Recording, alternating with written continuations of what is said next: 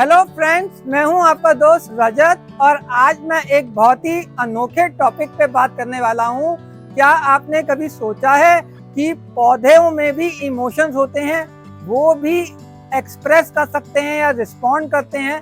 अगर मैं कहूं कि मुझे पौधों की भाषा समझ में आती है तो आप कहेंगे कि ये कैसी पागलों जैसी बात कर रहा है, लेकिन ये बात जो गार्डनर्स हैं या प्लांट लवर्स हैं उनके लिए उनको मालूम है कि मैं क्या कह रहा हूँ। मुझे कुछ लोग कहते हैं कि उनके पौधे 1 या 2 महीने से ज़्यादा नहीं चलते। मैं कहता हूँ दम तोड़ने से पहले हमें कुछ कहना चाहता है। अगर हम उनकी इस भाषा को पहले समझ लें, सही वक्त पर उनका सही इलाज कर लें, तो उनके पौधे कभी खराब नहीं होंगे। तो चलते हैं इस वीडियो में, बात करते हैं दी वॉइस ऑफ प्लांट। तो सबसे पहले बात करते हैं हम बीजों से। क्या आपने सोचा है कि एक बीज अपने आप से कैसे अंकुरित होता है? मैं आपको दिखाता हूँ। मैंने कुछ अपने घर से दाल या चने के दाने भिगोए थे। बीज के अंदर जब मिट्टी में डाला जाता है तो उसको ये कैसे पता चलता है कि जड़ को हिस्सा जो है उसको मिट्टी में जाना है और जो पत्ते वाला जो स्टेम का हिस्सा है उसको मिट्टी से बाहर आके खुली धूप में पत्ते निकालने हैं। तो ये सब चीज़ें होती हैं हार्मोन से, यानी कि जीए नाम का एक हार्मोन होता है, वो ही बताता है कि बीज का एक अंकुरित किस तरह से कैसे हो। इसी तरह से मैं आपको दिखाता हूँ कि ये एक पौधा है, इसको मैंने यहाँ स्टेम से काट दिया था और इस तरह से इसको यहाँ से काट के इसके हिस्से को मैंने यहाँ पे लगा दिया था और अब इसमें जड़ें बन गई हैं और ये पौधा अब अपने आप एक नई एनवायरनमेंट में सेट हो गया है। तो इस तरह से जो जड़ें बन जाती हैं वो एक ऑक्सिन नाम का हार्मोन होता है जो इस तरह से काम करता है। और आपने पढ़ा होगा बचपन में कि जब हम पौधों को एक खिड़की की तरफ रख देते हैं तो पौधे का जो पत्ते होते हैं, जब पूरा का पूरा पौधा एक तरह से अपने आप सनलाइट की तरफ बेंड हो जाता है, वो काम भी एक तरह से ऑक्सिन हार्मोन से ही होता है। तो कहने का मतलब ये है कि पौधे अपने आप कुछ रिस्पॉन्ड करते हैं, कुछ एक्सप्रेस करते हैं और अडेप्ट करने की कोशिश करते हैं। तो इसी तरह से हम भी पौधों की भाषा को समझ सकते हैं। उनमें दिमाग नहीं होता, वो बोल नहीं सकते, लेकिन उनके पत्ते भी इतने काम के होते हैं कि उनका जो रिस्पॉन्ड होता है वो ही बता देता है कि उस पौधे को क्या चाहिए। अब पत्तों की बात करी है तो मैं आपको बताऊंगा कि पत्ते तो इतने काम के होते हैं कि वो बहुत आसानी से ठंड, धूप, गर्मी, बरसात या न्यूट्रिशन, वो हर चीज़ बताते हैं। और अगर आपका नज़रिया देखने का, समझने का है तो आप पौधे की इस भाषा को समझ सकते हैं। पत्तों की बात करी है तो सबसे पहले मैं आपको बताता हूँ, जो आपने अक्सर खुद भी महसूस किया होगा या देखा होगा कि अगर आप पौधों को 1 या 2 दिन तक पानी नहीं देते हैं तो उसके पत्ते धीरे धीरे मुरझाने लगते हैं। तो ये भी एक तरह का पौधों का रिस्पॉन्ड है, वो बता रहा है कि मुझे पानी चाहिए। तो इसी तरह से ये तो एक बहुत आम चीज़ है, अक्सर हमें आंखों से दिख जाती है, तो ये एक उदाहरण है। इसी तरह से पत्तों में अलग रंग, अलग रूप के हिसाब से भी अलग अलग चीज़ें होती हैं। मैं आपको दिखाता हूँ। इस तरह से ये मेरा अमरूद का पौधा है और इसमें इस तरह से काले काले ब्राउन इस तरह से पत्ते होने शुरू हो गए हैं। ये काफ़ी पत्ते ऐसे हो गए हैं, ये होता है धूप यानी कि गर्मी की वजह से। इस तरह के पत्ते अगर आपके पौधों में जलते हैं तो इसका मतलब ये है कि आपके पौधों को शेड चाहिए, उसको गर्मी बहुत ज़्यादा लग रही है, या फिर उसको आपको बारिश की तरह स्प्रिंकल करना ज़रूरी है। अब जैसे बरसात का मौसम है, आप देखेंगे अब इसमें से बहुत से सारे नए फूल भी आ गए हैं और मैं आपको दिखाता हूँ कुछ अमरूद फिर से लगने शुरू भी हो गए हैं।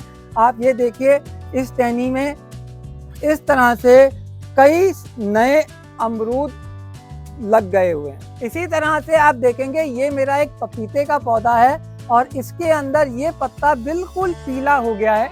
पत्तों का पीला होना बहुत आम होता है, हम समझते हैं कि ये एक साधारण सी चीज़ है, पत्तों में ऐसा होता ही है।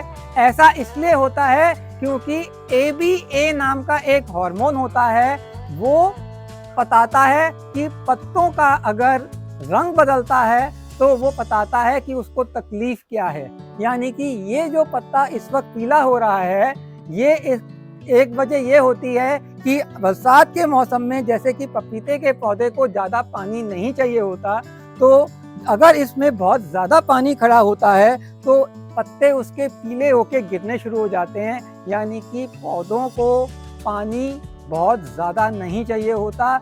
इसकी जड़ें हम देख नहीं सकते, लेकिन पत्ता बता रहा है कि कहीं ना कहीं उसकी जड़ों में रूट रॉट हो सकता है।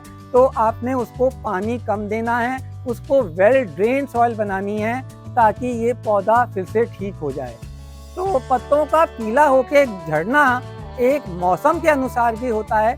जब ठंड से गर्मी या गर्मी से ठंड आती है, यानी कि पतझड़ का मौसम भी आता है, तो पत्ते झड़ते हैं। वो भी मौसम के अनुकूल पौधों का एक रिस्पॉन्ड या रिएक्शन होता है, और ये काम भी एक हार्मोन से होता है, और उस हार्मोन का नाम है इथाइलिन। तो हार्मोन कौन सा है वो ज़्यादा समझने की ज़रूरत नहीं है, पर वो पौधा कह क्या रहा है वो समझना ज़्यादा ज़रूरी है हम गार्डनर्स के लिए। तो चलते हैं पत्तों में, वापस चलते हैं। पत्तों में एक और चीज़ होती है, आप देखेंगे ये मेरे पास मौसमी का पौधा है और इसके अंदर कई पत्ते, अब एक तरह से आप देखेंगे ये कर्ली लीव्स की एक समस्या होती है, और ये समस्या किसी तरह से या तो एक पेस्ट अटैक भी हो सकता है, और ये इसलिए भी होता है कि इस पौधे को एक तरह से कुछ खुराक की कमी है।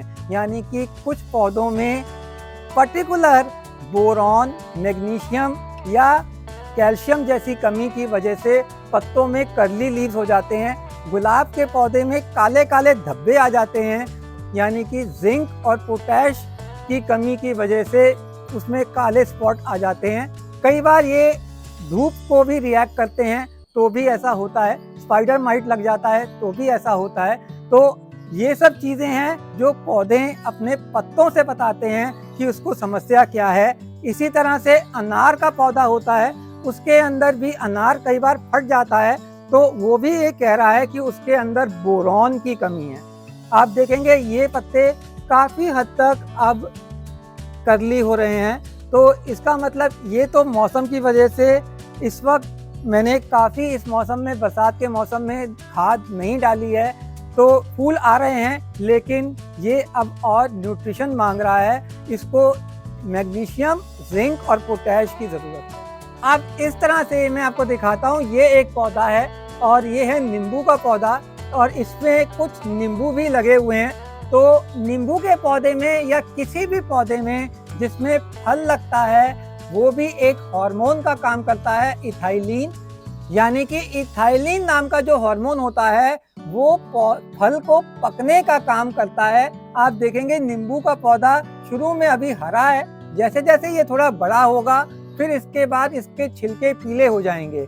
इसी तरह से ज़्यादातर फल के पौधे शुरू में हरे होते हैं और बाद में पककर उनका अपना असली रंग आ जाता है, और फिर उसके बाद वो फल अपने आप पौधे से टूट के नीचे गिर जाता है। तो ये सभी चीज़ें होती हैं इथाइलिन हार्मोन की वजह से, यानी कि फल का पकना इसी हार्मोन से होता है। और आप भी जो लोग बाजार से फल लेते हैं उनको भी इथाइलिन से ही पकाया जाता है, यानी कि जो कार्बाइड यूज़ किया जाता है वो भी एक तरह से इसी गैस को रिलीज करती है और उसी से फल पकता है।